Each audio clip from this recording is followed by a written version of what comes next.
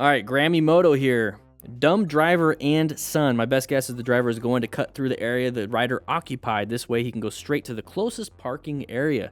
The sun was in his eyes and did not see the rider. No excuse, just an explanation. It sounds like inattentional blindness, everybody. Inattentional blindness. Thankfully, he saw the rider last second. Wear gear just in case. And that's being a smart rider. Acquire and utilize personal protective equipment. Let's take a quick look at this one. Sun in the eyes of the driver. Sun at our back. We're stopping here. Think of yourself in a parking lot. What do you think this person was doing? What do you think that person was doing? We're doing everything we're supposed to be doing. We're at the stop sign. Hey. What did we do right? What did we do right? The motorcycle rider. I want you to write in the comments what we did right. I'm not even gonna say nothing. I'm just gonna give you some hints. Give you some hints. We're in this position, seeing what's happening. Hey. This is what we talk about. Position for safety. You have to locate hazards and adapt and reposition if you have to. This rider would have stopped at the O or the T. Instead, we pulled over past the P. Great job. She's a smart rider. This rider's a smart rider right here. Grammy Moto. Great job. Great job. All right, so we got Dog Man Dog It. Too much speed for the area. All right, let's take a look. Okay, cool. I guess we got another one. Cortez, the 905 accident. Let's see. This is a rescue. Uh-oh. Uh-oh, that's not a good sign. Not getting up. Hey, remain calm. Remain calm, buddy. Okay, this is what we need to be focusing on here. Oh, we got a little bit of the left knee. A little bit of the left knee. This is why I like to have my Cardo so I can communicate with other riders and even call 911 through the Cardo.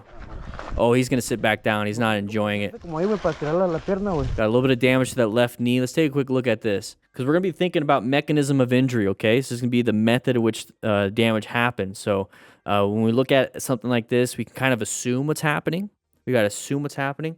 And then that's going to kind of direct us in a way to that injury. So if you fall to your left side, you're going to possibly have left side injuries. So you're going to focus a little bit more on the left side to start, and then you're going to do a full body assessment. So we're coming up to here. So it sounds like it's a buddy. This guy knows this person. That's why he's going a little bit out of the calmness. Okay, that's fine. That's fine. So he's not getting up. So he's laying on his left side. Okay. So left side injuries, maybe he's got his hands on his left knee.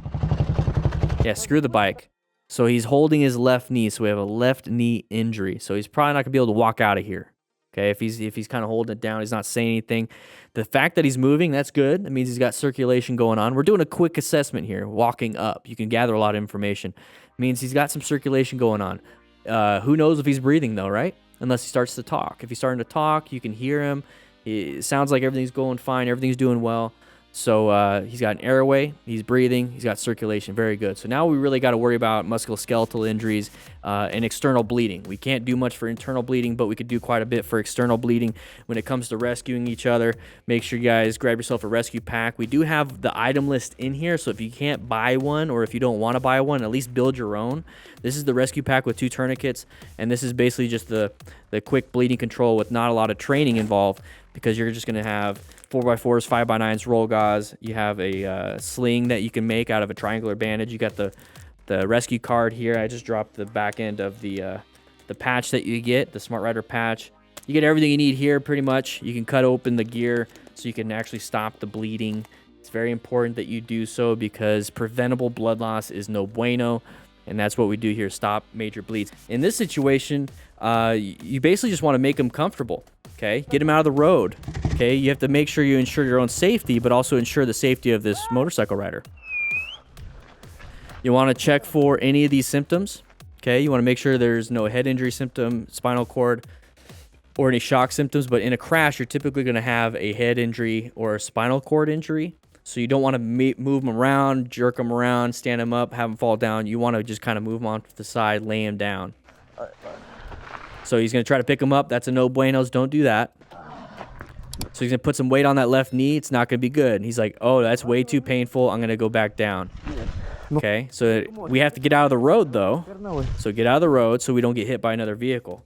So did a pretty good job, handled it pretty well. Not much Cortez could do in the situation, but you need to get emergency services on scene as soon as possible, okay? So call 911. That's one of the first ones. Remain calm. Call 911 or tell someone to call 911.